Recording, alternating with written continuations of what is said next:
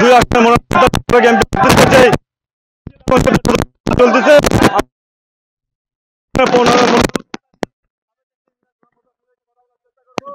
আমরা তার কাছে জানার চেষ্টা করবো এই মিছিলে তিনি কি কি উদ্দেশ্য নিয়ে মিছিল করতেছেন, তার মনের যে কথাগুলো আছে সেটা আমরা জানার চেষ্টা করবো।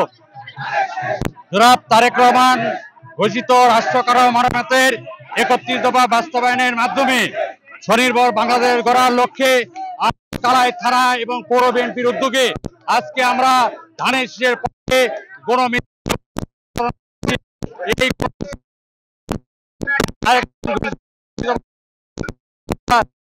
জনগণের দোরগোড়ায় পৌঁছে দিতে চাই। আমরা জয়পুরহাট ২ আসনকে সন্ত্রাস মুক্ত, চাঁদাবাজ মুক্ত, দুর্নীতি মুক্ত, মাদক মুক্ত জয়পুরহাট ২ আসন আমরা উপহার দিতে চাই। আমাদের নেতা তারেক রহমান বলেছেন যে এই জয়পুরহাট কৃষির উপর নির্ভরশীল, এখানকার অধিকাংশ মানুষ কৃষি কর্মকাণ্ড করে খায়, তারা তাদের পণ্য উৎপাদিত করে ন্যায্য মূল্য পায় না। ইনশাল্লাহ আমি বিএনপি থেকে আগামী দিনে এমপি নির্বাচিত পারি, এই জয়পুরহাট ২ আসনের কৃষকদেরকে তাদের উৎপাদিত পণ্য ন্যায্য মূল্যে বিক্রয় করার ব্যবস্থা করব এবং তাদের এই পণ্য সংরক্ষণ করার জন্য ব্যবস্থা করব এবং তারা যেন কৃষি বিজ্ঞান ভিত্তিক উৎপাদন করতে পারে তার জন্য জয়পুরহাট ২ আসন কালাইক্ষেত্র আক্কেলপুরে একটি কৃষি বিশ্ববিদ্যালয় গঠন করার জন্য চেষ্টা করব। সর্বোপরি আমরা জয়পুরহাট ২ আসনের মানুষের রাস্তাঘাটের ব্যাপক অসুবিধা রয়েছে, রাস্তাঘাটের ব্যাপকতা উন্নয়ন করব এবং সকল ক্ষেত্রে আমরা জনগণকে নিয়ে জনগণের জানমালের কোনো ক্ষতি যেন না হয় সেদিকে আমরা কাজ করে যাচ্ছি এবং সর্বোপরি আমরা জনগণ যাতে শান্তিতে থাকতে পারে, তাদের যেন জানমালের কোনো ক্ষতি না হয় সেদিকে লক্ষ্য রাখে আমরা এই গণমিছিল করছি।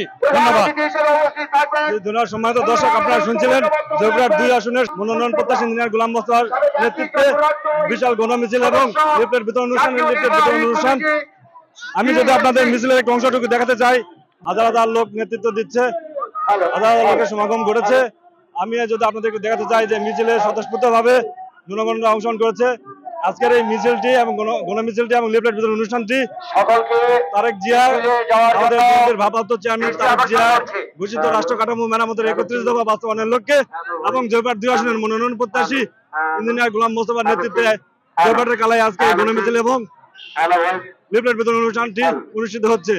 জয়পুরহাট বিএনপির আহ্বায়ক কমিটির সদস্য আনিসুর রহমান তালুকদারের নেতৃত্বে জয়পুরহাট ২ আসনের সাবেক সংসদ সদস্য ইঞ্জিনিয়ার গোলাম মোস্তফার যে আজকে গণমিছিল এবং যে লিফলেট বিতরণ অনুষ্ঠানটি সম্পন্ন হলো।